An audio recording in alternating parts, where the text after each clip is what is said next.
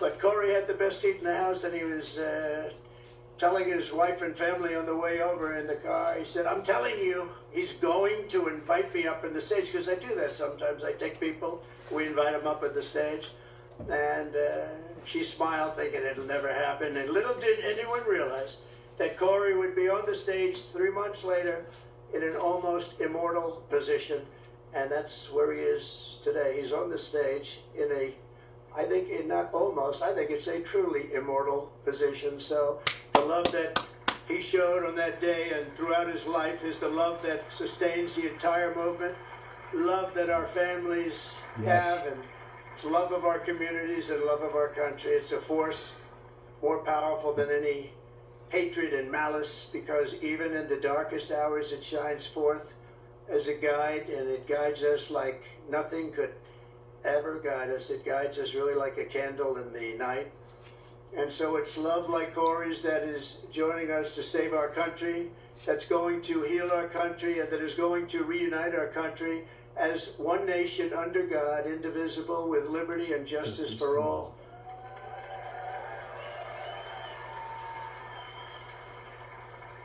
So what our opponents have never understood is that this movement has never been about me. It's always been about you. It's been about a lot of people, millions and millions of people, the biggest ever in the history of this country, maybe anywhere. Amen. And everyday people who are the heart and soul of our country. They love our movement, they love our country, and they know they're doing right. Your hopes are my hopes, your dreams are my dreams, and your future is what I am fighting for every single day. Yeah. And now I have a great companion in J.D. Vance. How good was he the other night? How good? J.D. Vance is a class act. It was great. Nailed walls to the walls.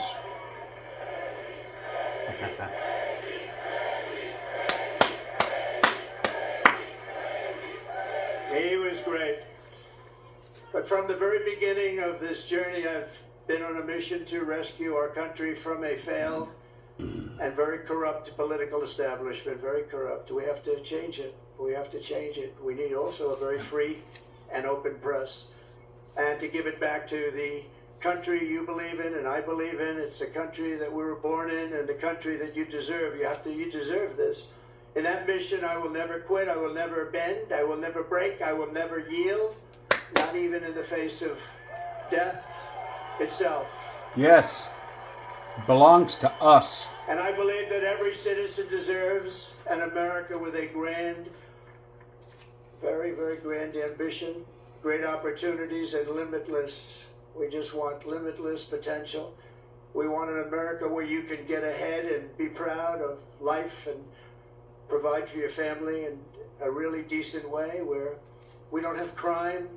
We have a fabulous military to protect us from evil. We have, everything has to be the best. We have to have the best schools. We have to have strong borders. We don't want bad people coming in and hurting us. Amen. We don't want to have open borders, do we? No. You deserve a government that protects and respects its own citizens, that defends your sovereignty, your security, and your dignity and your freedom. Yes. You deserve a nation that builds things, again, makes things better, that aims for the stars once more, and that once again commands respect. And we want to get respect like we had it 4 years ago. The entire world respected us. They respected us. Yes. They respected us more than they've ever respected us. And now they laugh at us. We can't have them laugh at us, can we? Above all, you deserve leadership in Washington that does not answer to the lobbyists, to the bureaucrats, or to the corrupt special interests, but answers only to you, the hardworking citizens of America, of which there are a lot of them. We have a lot of them. We have a lot of them. Over the past 8 years, those who want to stop us from achieving this future have slandered me, impeached me, indicted me, tried to throw me off the ballot, and who knows, maybe even tried to kill me. But I've never stopped fighting for you, and I never will. Never will. Never gonna stop.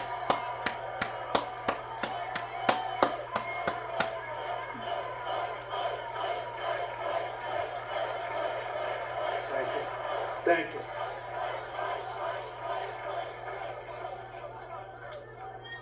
And in turn, you have always stood with me. You have always stood with me. No matter what, you saw what was going on. You saw the hoaxes and the scams. You saw everything that went on. We are a team. We're a great team, I think. We're probably the best team ever in the history of our country, if you really think about it. We fought together. We have endured together. We have pushed onward together. And right here in Pennsylvania, we have bled together. We bled. We've had 3 people that really got hit hard. 2 of them made it. Great doctors. Great doctors. They weren't supposed to make it. I wasn't supposed to make it. People said, my great doctor at Butler said, "Sir, you're the luckiest man alive. This would be a good time for you to go out and buy a lottery ticket." I've never seen anything like I almost went out and bought a lottery ticket. I'll take it. And 31 days from now, here in this great Commonwealth, and all across our land, we are going to win together. We are going to vote together. We're going to win the greatest election in the history of our country, maybe the greatest election all time.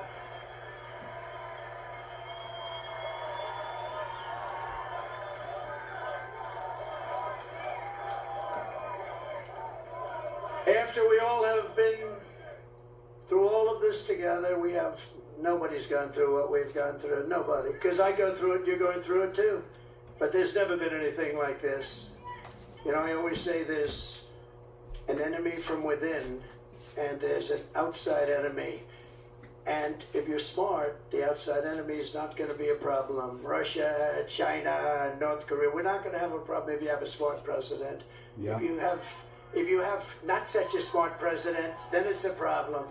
But we have an enemy from within, which I think is much more dangerous than the outside enemy. We stand on the verge of the 4 greatest years in the history of our country. We can make these the 4 greatest years. We'll turn it around so fast that your head will spin. Kamala hiking up her skirt isn't going to solve the foreign. With victory on November 5th, we are going to redeem America's promise and unlock the extraordinary future that is just within our reach. It is now within our reach. Think of it, 1 month from today, 1 month. We got to get there. We got to get there. They'll drop all sorts of bombs. They'll be hitting you, JD. They'll be hitting me. These people, they'll hit and hit. But I think we've almost become immune to it, haven't we? We've become immune to it. You got a little dose of it, a couple of little doses. No, that's the only way.